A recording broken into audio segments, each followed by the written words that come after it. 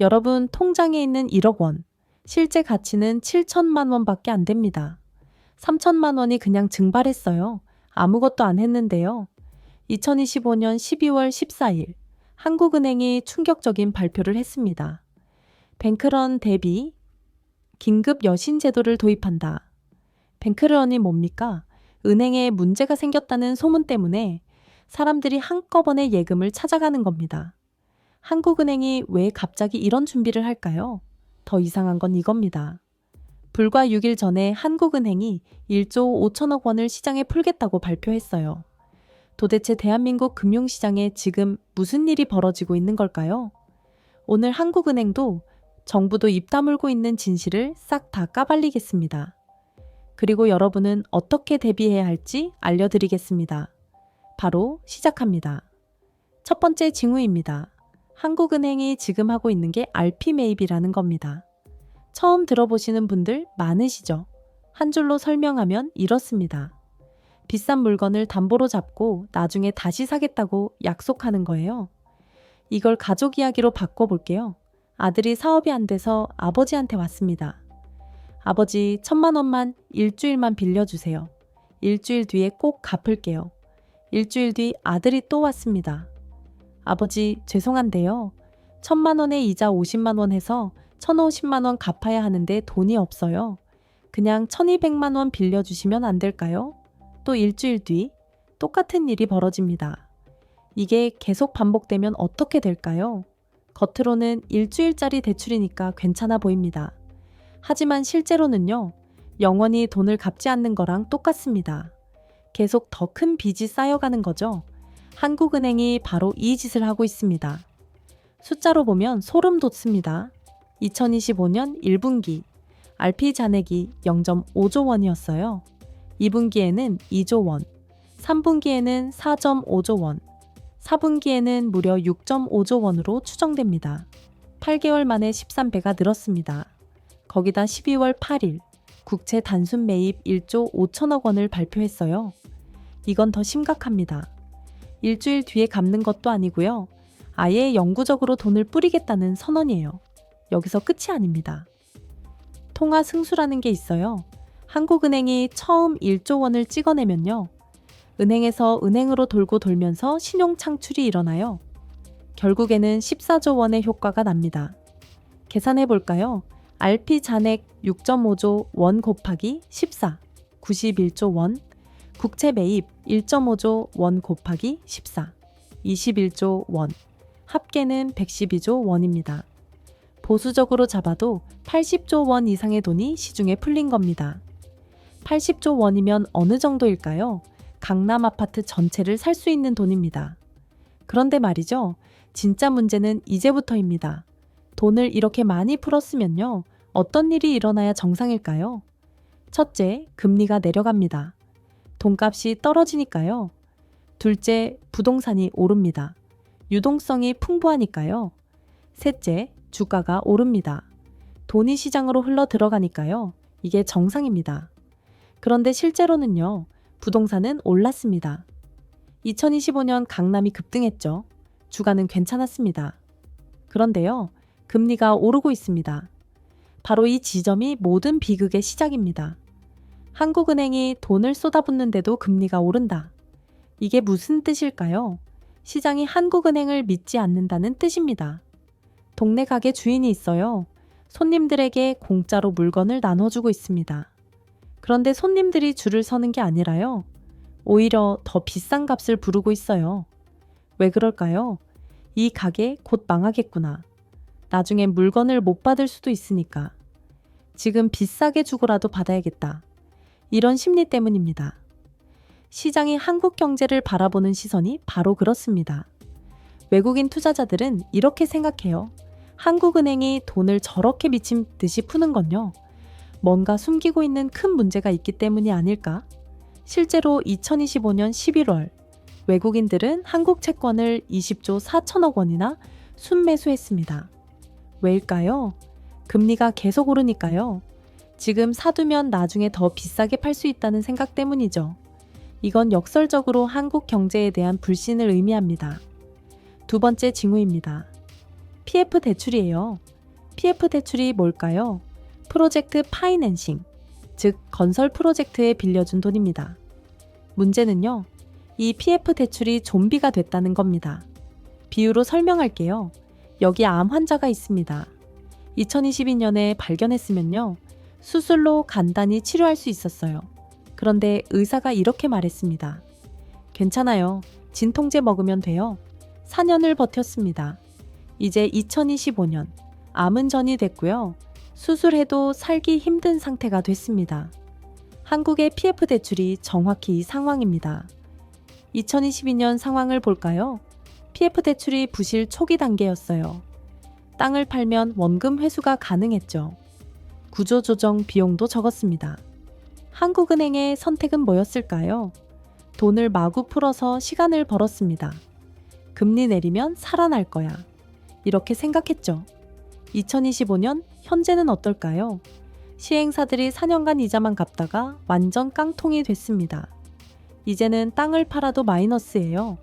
구조조정 비용은 천문학적이 됐죠. 한국은행이 쏟아붓는 80조 원. 바로 이 좀비 PF들이 다 빨아먹고 있습니다. 도대체 2022년에 무슨 일이 있던 걸까요? 모든 것은 둔촌주공 아파트에서 시작됐습니다. 시계 바늘을 2022년으로 돌려봅시다. 2022년. 전 세계가 금리를 올리고 구조조정을 하고 있었어요. 미국도 유럽도 모두 긴축하고 있었죠. 그런데 한국은행은 뭘 했을까요? 오히려 돈을 풀었습니다. 둔촌주공 아파트 재건축을 살리기 위해서였죠. 전쟁이 났는데요. 다른 나라는 다 방어 준비를 하는데 한 나라만 우리는 괜찮아 하며 파티를 열고 있는 겁니다. 결과는 어땠을까요? 둔촌주공 재건축은 성공했습니다. 하지만요, 강남 집값은 폭등했고 PF 대출은 좀비가 됐으며 구조조정 골든타임을 완전히 날렸습니다. 선진국은 비슷한 상황에 어떻게 대처했을까요? 미국의 2008년 금융위기를 보겠습니다. 부실은행을 파산시켰습니다. 살릴 것과 버릴 것을 명확히 구분했죠. 당이 고통을 감수하고 장기 해결을 택했습니다.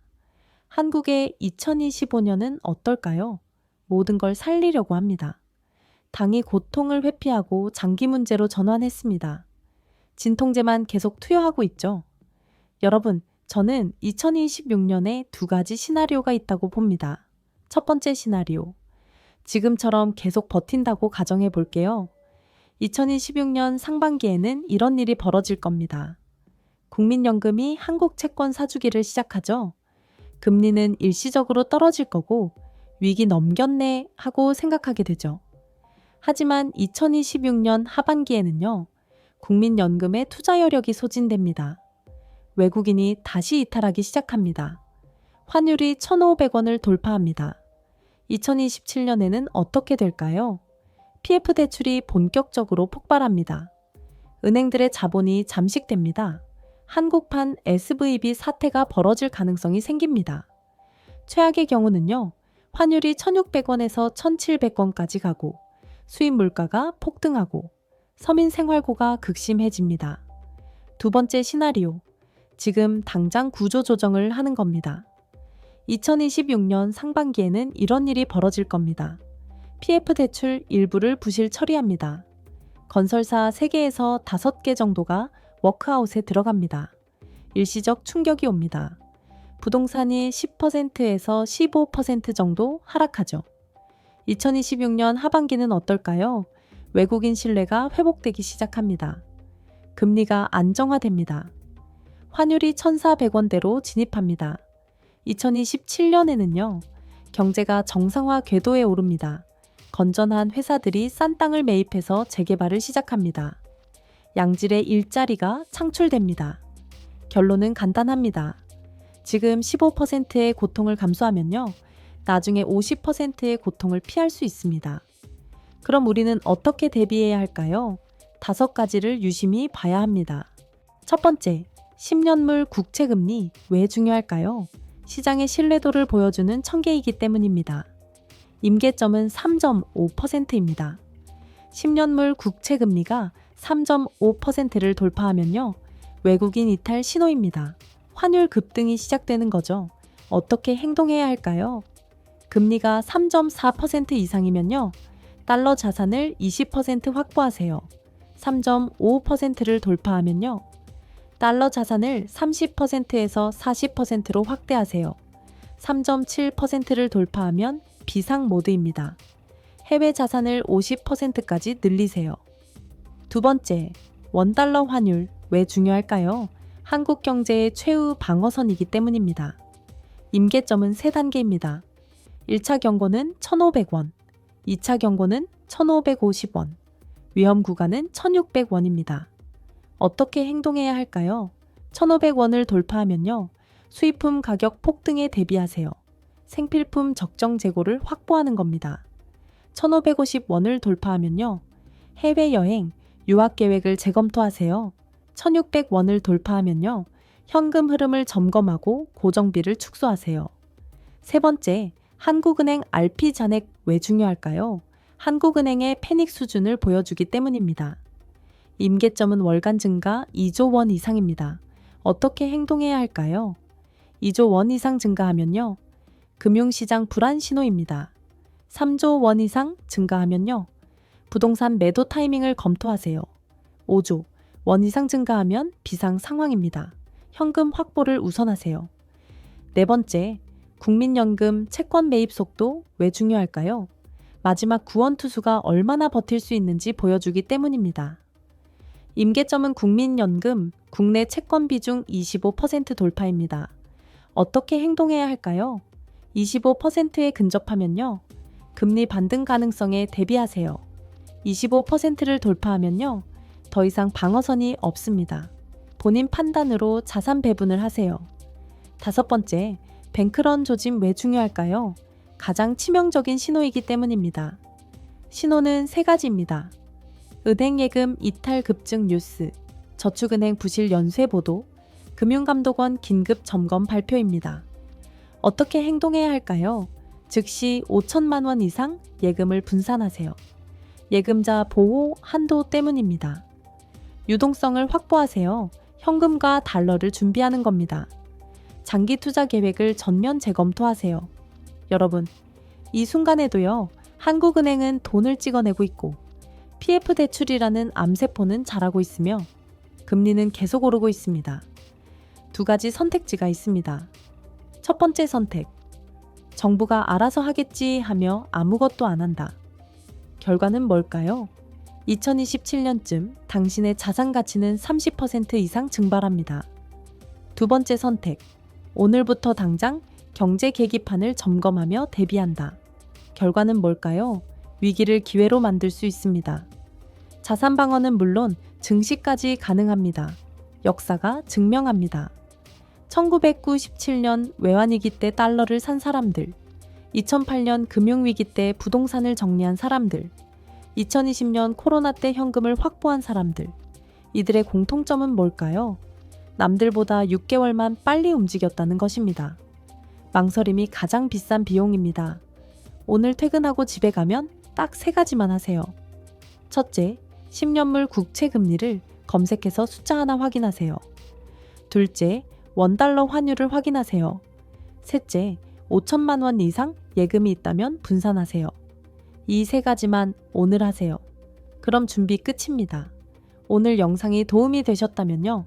구독과 좋아요 부탁드립니다.